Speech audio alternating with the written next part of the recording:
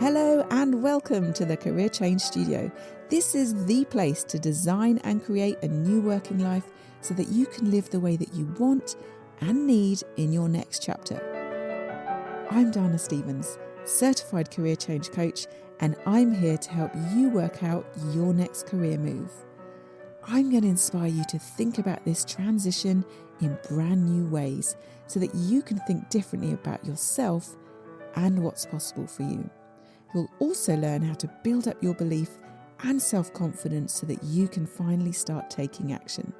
This is about so much more than just getting another job. This is about changing the way you live your life for the better. Hello, how are you today? I'm going to start with something a little bit different in this episode because this is going to be part one of a two-part series.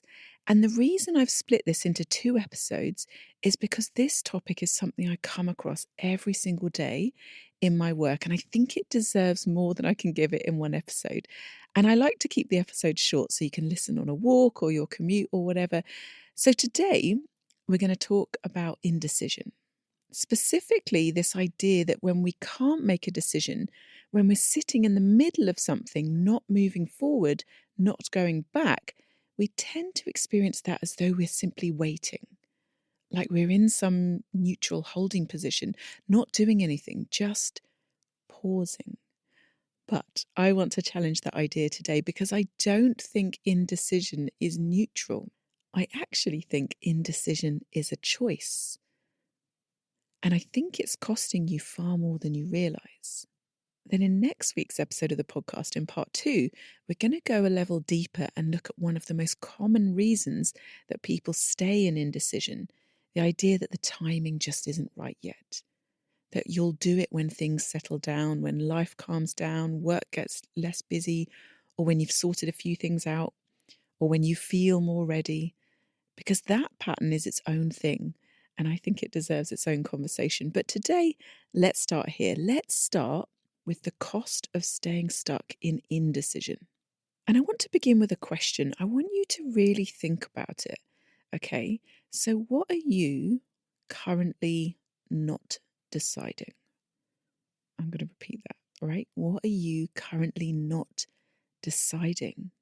Not what are you thinking about, not what's on your mind. What are you specifically not making a decision about right now? For most of the women I work with, the answer is some version of what to do with my career, whether to stay, whether to go, whether to change direction entirely, or whether to try and make it work where I am, whether now is the right moment or whether it would be better to wait. And that not deciding often goes on for weeks, months, sometimes years. Now, here's what I want to offer you. When we're in that place, we tend to experience it as inaction, a lack, an absence of action, as if we're simply not doing anything yet, as if the decision clock hasn't started because we haven't made a move. But that's not actually what is happening, because every single day that you don't decide, you're waking up in the same life, the same circumstances, the same job, with the same feelings, doing the same things. Your life is actually not paused while you think about it. It might feel that way, but it actually is continuing. Time is passing, just without the change you know that you need. Indecision is not a lack of a choice. It is the choice to keep everything exactly as it is. That is a really important distinction. Because when we frame not deciding as something neutral, we sort of give it a kind of permission that it doesn't really deserve. We tell ourselves we're being responsible, careful even, congratulate ourselves for not rushing into anything. And while some of that might be true, we are also quietly choosing every single day to stay exactly where we are. So let's talk about the impact of that, because I think we dramatically underestimate it. The most obvious cost is time. Because every month you spend not deciding is a month you're not moving forward, not taking steps towards the life you actually want. And time, once spent, is the one thing you cannot get back. But one of the costs that I think is even more significant and probably much harder to see straight away is the emotional cost, the weight of carrying around this unresolved thing. Because here's what I notice with my clients and what I certainly felt myself when I was thinking about changing careers, the indecision itself, quite apart from whatever you're undecided about, that takes up an enormous amount of mental and emotional energy. It's kind of like it's always there, right? This I like to describe it as like this constant hum in the background. That's certainly what it felt like for me. The thing that's always there, like underneath everything else, the thing that stops you being fully present with your family or friends. It's almost like an open tab in your brain, right? That's always trying to process things. It's like a thought surfacing in any quiet moment that you've got, or sometimes in the middle of the night, like 3 a.m., you might wake up thinking about it, or when you see someone else doing something that makes you wonder what you're doing with your work or your life, right? And frankly, it's exhausting. It can feel so heavy to carry around this unresolved thing. And the longer you carry it, the heavier it gets. And there's also a confidence cost. The longer you sit in indecision, the more you start to internalize it and tell yourself that it's evidence that you're incapable of deciding. And that's something I've talked about here on the podcast before, but our indecision reinforces our identity as someone who's not good at making decisions, rubbish at deciding. And then you start to believe that it defines you. It's something that's part of you, that you're just someone who goes round in circles, that other people seem to know what they want and you just don't, right? That story becomes part of how you see yourself. And that is a much harder thing to undo than a decision that simply needs to be made. So the cost of not deciding is not nothing, right? It's time, energy, headspace, confidence, and the daily experience of your life that isn't changing, even though you know it needs to. So if indecision is a choice with real costs, why do we keep making it? Why don't we just decide? Well, the honest answer is that deciding often feels scarier than not deciding. When we make a decision, we feel like we become responsible for it. If it goes wrong, we feel like that's on us. We picked the wrong thing. We should have thought harder or waited longer or chosen differently. Whereas if we stay in the middle, if you haven't committed to anything yet, nothing can technically go wrong yet because you haven't even started. You're still in the planning phase, the thinking phase, the working it out phase, and that will always feel safer. But the thing is, for most of us, that is actually a thought error because it only makes sense if you assume that staying put is the safe option. But it rarely is. Not deciding is not the safer option. It's just a different kind of risk, the risk of remaining in a working life that is not right for you. The risk of another year and then another going by without change.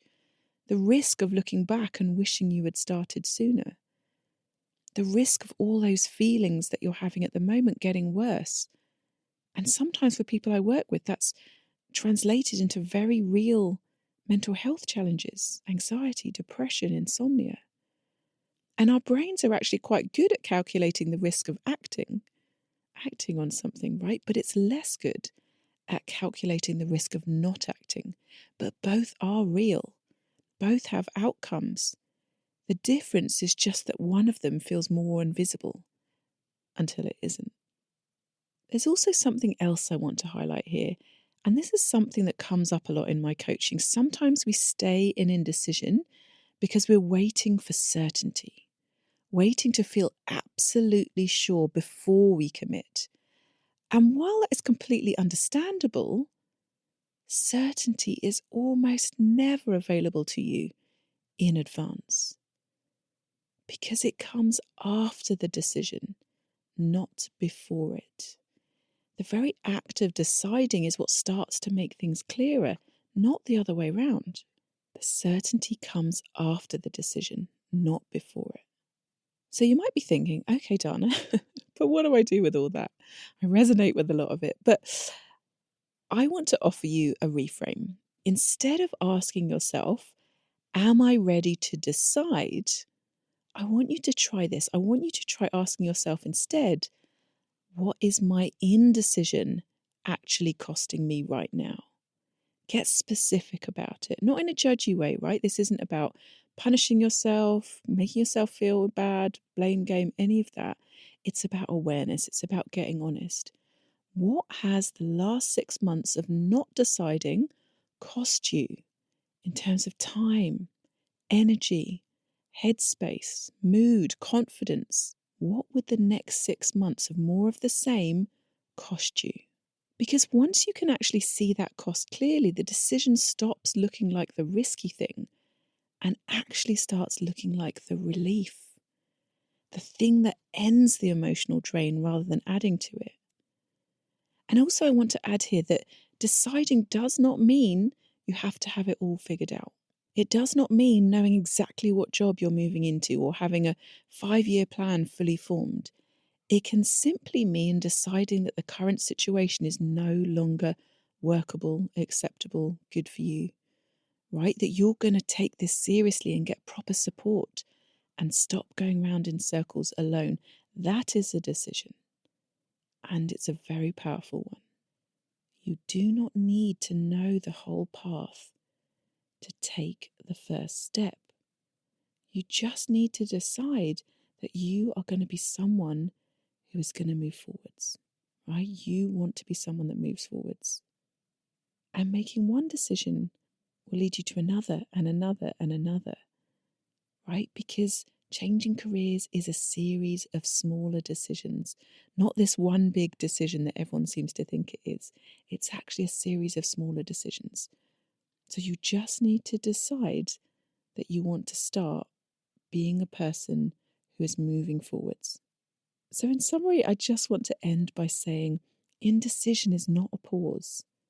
It's actually a choice with real and ongoing costs that are easy to kind of underestimate and not think about too much too consciously because they seem invisible. And yet the discomfort of deciding is almost always smaller than the ongoing cost of not deciding.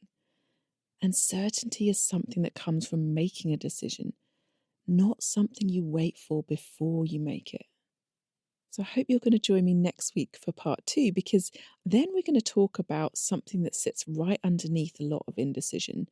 This really convincing kind of rational voice that says now just isn't the right time, right? That you'll do this when things settle down, when work calms down a bit, when life is less hectic, when you feel more ready. It's a really common pattern that I see, and I think it deserves its own episode because the reasons we give ourselves for waiting usually feel like very good ones, but they just aren't quite what they appear to be. So more on that next week. And if you're sitting in your own version of indecision right now and you're ready to stop going round in circles, the link to book a free consultation with me is in the show notes. Okay, come and have a conversation. That is a decision. And I will take it from there. Thank you so much for listening this week. I hope you have a good one. Bye for now.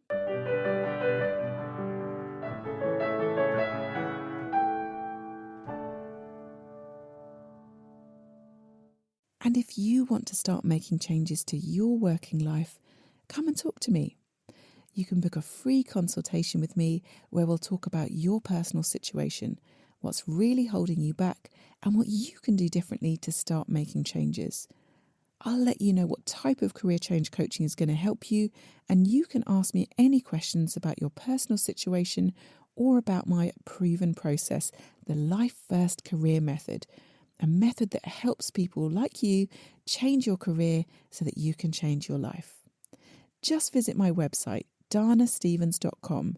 That's DANASTEVENS.com, and click on the link to book a consultation. Or you can find the link in the show notes.